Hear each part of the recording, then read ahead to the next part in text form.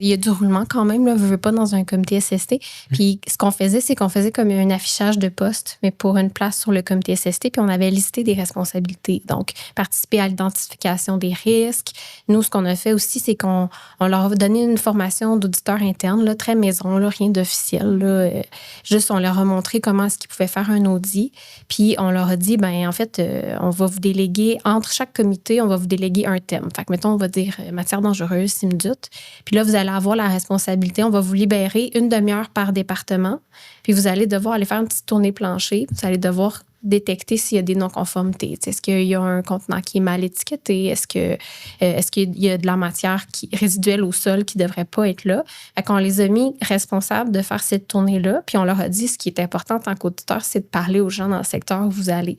Fait que là, ça leur permet d'avoir un rôle, de sentir qu'ils contribuent à la stratégie. Puis en plus de ça, ils deviennent ambassadeurs auprès des autres travailleurs parce qu'ils peuvent leur dire salut, moi, c'est Manon, puis je suis en train de faire un audit pour le comité SST vu que je suis un membre.